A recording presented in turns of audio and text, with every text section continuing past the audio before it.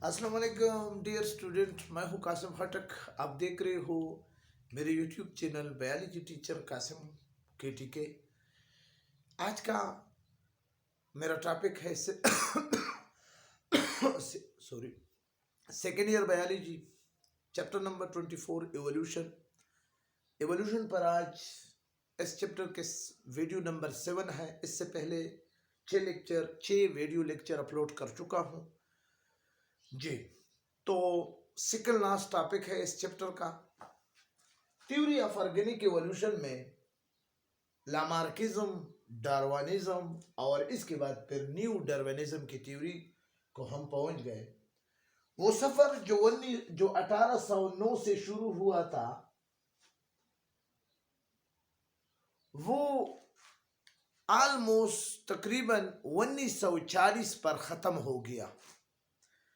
यानी theory of organic evolution पर जो मुख्तलिफ किस्म के थ्योरी हमारे सामने आ गई, तो उसमें सबसे पहले कमजोर थ्योरी लामार्क का जो थ्योरी था, और इसके बाद फिर डार्विन थ्योरी ऑफ एवोल्यूशन भी आ गया और उस पर भी बहुत ज्यादा ऑब्जेक्शन किए गए। डार्विन थ्योरी पर जो बुनियादी तौर पर जो ऑब्जेक्शन हो गए, उसकी बहुत बड़ी वजह यही थी कि उसी जमाने में यानी 1859 इसी अवाइल में मेंडल ने बायोलॉजी के एक नए ब्रांच जेनेटिक्स को लेकर सामने आए थे, और जेनेटिक्स की वजह से फिर डार्विन की थ्योरी मशकूक हो गई एवोल्यूशन के बारे में। तो इस वजह से वहां पर म्यूटेशन और वेरिएशन के जो काजेस थे, डार्विन उसको एक्सप्लेन करने से कासिर है। आप अगर डार्विनिज्म को देखना चाहते हैं तो इसी वीडियो के डिस्क्रिप्शन लिंक्स में भी आपको मेरी वीडियो लेक्चर मिलेगी, और इसके अलावा आपको मेरी ही इसी चैनल पर लामार्किज्म और डार्विनिज्म की अलग अलग थ्योरी आपको डिटेल में मिलेगी। तो इस वीडियो को देखने से पहले लाजमी तौर पर मैं सजेस्ट करता हूं डियर स्टूडेंट कि आप उस थ्योरी को लाजमी तौर पर देखें, तब आपको बात समझ में आसानी से आएगी। तो शुरू करता हूं न्यू डार्विनिज्म। जैसे नाम से मशहूर है, जैसे नाम से जाहिर हो जाता है कि न्यू यानी मतलब है कि मॉडर्न। डार्विनिज्म यानी इसका ये मतलब है कि Darwin theory of natural selection में on the basis of advanced genetics, on the basis of Samson, on the basis of Mayer या other modified theory of evolution की बुनियाद पर जब एक नई थ्योरी वजूद में आ जाती है, तो उस नई थ्योरी को कहा जाता है न्यू डार्विनिज्म। और ये न्यू डार्विनिज्म 1940 में गोरिज, मेंडल और इसके दूसरे साथियों ने पेश किया, और इवोल्यूशन के बारे में जो बहुत ज्यादा शुकूक व शुबहात थे, वो काफी हद तक जेनेटिक्स की वजह से दूर हो गए। ठीक है ना। अब न्यू डार्विनिज्म का एक नाम मॉडर्न सिंथेसिस भी है। सिंथेसिस इसको इसलिए कहा जाता है क्योंकि बहुत ज्यादा डिस्कवरी और बहुत ज्यादा आइडिया बायोलॉजी के दूसरे ब्रांचेस से भी इसमें शामिल हो गए।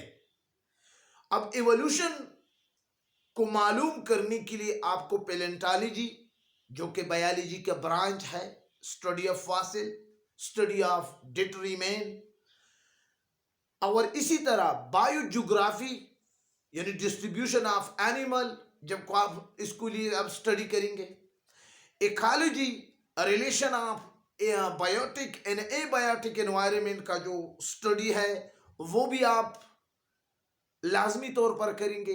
इसी तरह जेनेटिक्स यानी character transfer from parent to offspring, और इसी तरह टेक्सोनोमी, क्लासिफिकेशन ऑफ एनिमल। तो बहुत ज्यादा ब्रांचेस की दूसरे बायोलॉजी की दूसरे ब्रांचेस की डिस्कवरीज और आइडिया एवोल्यूशन में शामिल हो गया। इस वजह से इसको कहा जाता था कि synthesis, modern theory of synthesis.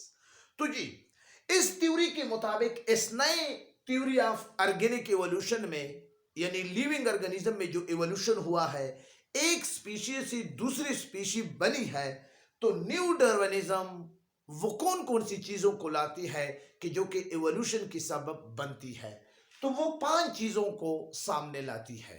According to new Darwinism theory, there are 5 important point which cause evolution.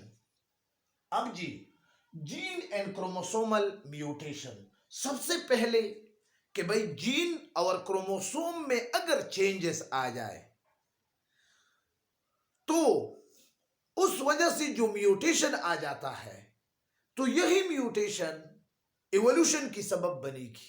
लेकिन ये बात याद रखें कि यही अगर जीन एक्सप्रेशन में म्यूटेशन चेंज आ जाए तो ये म्यूटेशन रेयर भी होगा, मोस्ट हार्मफुल म्यूटेशन होगा। ठीक है ना? इस म्यूटेशन की वजह से, यानी जीन और क्रोमोसोम की म्यूटेशन की वजह से जो वेरिएशन आ जाते हैं, यही वेरिएशन लीड करते हैं एवोल्यूशन को। ठीक है? इसके बाद है जेनेटिक रिकॉम्बिनेशन। दूसरा काजेस एवोल्यूशन का न्यू डार्विनिज्म में कि सेक्सुअल रिप्रोडक्शन में जब क्रोमोसोम और जीन की रीशिपलिंग होती है आजादाना तौर पर, और मियासिस के दौरान साइनेप्सिस में जो रैंडम असार्टमेंट होती है क्रोमोसोम की, और इसके अलावा इसी सेक्सुअल रिप्रोडक्शन मियासिस में क्रॉसिंग और भी होता है। ये इन सारी चीजों की वजह से, शिपलिंग ऑफ जीन की वजह से, साइनेप्सिस की वजह से यानी पेयरिंग ऑफ क्रोमोसोम, और क्रॉसिंग और की वजह से जो जेनेटिक रिकॉम्बिनेशन वजूद में आ जाती है, जो एक नया डीएनए वजूद में आ जाती है, यही डीएनए, यही नया डीएनए एवोल्यूशन का सबब बनता है। तो ये दूसरा वजह है। तीसरा वजह नेचुरल सिलेक्शन। म्यूटेशन और वेरिएशन नेचुरल सिलेक्शन के लिए रॉ मटेरियल है। अगर वेरिएशन भी हो, अगर म्यूटेशन भी हो, तो फिर नेचुरल उसको लाजमी तौर पर इसी ऑर्गेनिज्म, इसी स्पीशी को सेलेक्ट करके एवोल्यूशन की सबब बन जाती है। चौथी बात genetic drift. Small change in gene allele frequency by chance, यानी अगर एक छोटे से पॉपुलेशन में बाय चांस उसमें एलील फ्रीक्वेंसी में कोई चेंज आ जाता है, तो फिर हम उसको कहते हैं कि ये जेनेटिक ड्रिफ्ट है। अब इसकी वजाहत के लिए मैं आपको थोड़ा सा एक एग्जांपल में, मिसाल के तौर पर एक जगह पर स्पीशी है प्लेस नंबर 1, इस ए जगह पर 50 स्पीशी है, सेम स्पीशी है, ये इसका ओरिजिनल स्पेस है, प्लेस है। ये यहां से किसी वजह से चले जाते हैं प्लेस मकाम बी को। अब जी ये 50 स्पीशी मकाम बी में अलग एनवायरनमेंट होने की वजह से अगर इसके कुछ स्पीशी में चेंज आ जाता है, तो फिर हम उसको कहते हैं कि ये जेनेटिक ड्रिफ्ट है। लेकिन वो change according to the environment होगी। अगर वो चेंज ऐसा आ गया कि जो कि उस मकाम बी यानी प्लेस बी पर उस स्पीशी के लिए सूटेड हो गई, तो इस वजह से जीन पोल में क्या होगी, छोटी सी पॉपुलेशन में 50 स्पीशी में 10, 15, 20 स्पीशी में जीन एक्सप्रेशन में चेंज, जीन पोल में अब मार्क हो जाते हैं कि इस पॉपुलेशन में ये चेंज आ गई है। अब पेरेंट में जो कैरेक्टर थे, अब ऑफस्प्रिंग में यहां पर जो कैरेक्टर है वो आपको अलग नजर आएंगे, और इस तरीके से आपको दूसरे एनवायरनमेंट में अलग स्पीशी नजर आएगी, अगरचे उसका एंसेस्टर वही है। ठीक है ना? तो इसको हम जेनेटिक ड्रिफ्ट कहते हैं। तो ये भी एक वजह है, काज है एवोल्यूशन का। Last reproduction isolation. अब रिप्रोडक्शन का मतलब है रिप्रोडक्शन, यानी पहले खुद पैदा हुआ है, अब यही स्पीशी अब दूसरे स्पीशियों को, अपने जैसे जो स्पीशी को पैदा करने की सलाहियत को क्या कहते हैं, रिप्रोडक्शन। अब आइसोलेशन का क्या मतलब है, अलग तलग। मिसाल के तौर पर एक जगह पर 10 स्पीशी है, ठीक है, एक जानवर है, शेर है, लाइन है जंगल में, 10 शेर एक जगह पर रहते हैं, 5 शेर है और 5 शेरनी है, मेल और फीमेल इकट्ठा रहते हैं। अब जी एक इसका एक टेरिटरी है, ठीक है ना, वो वहां पर किसी दूसरी जगह से जो लाइन आते हैं उसको इधर अंदर नहीं आने देते। वो 5 जो फीमेल लाइन है, शेरनी है, उसके साथ किसी दूसरे जगह से या किसी दूसरे टेरिटरी से जो मेल शेर लाइन आता है उसको अलाउ नहीं करता, यानी enter breeding among same species होते हैं। साल हा साल ये सिलसिला जारी रहता है। उसका अपना अलग तलक रिप्रोडक्टिव आइसोलेशन सिस्टम है और उसी के तहत पेरेंट से ऑफस्प्रिंग बनते हैं। तो अब इस तरह की स्पीशी में जब एक ही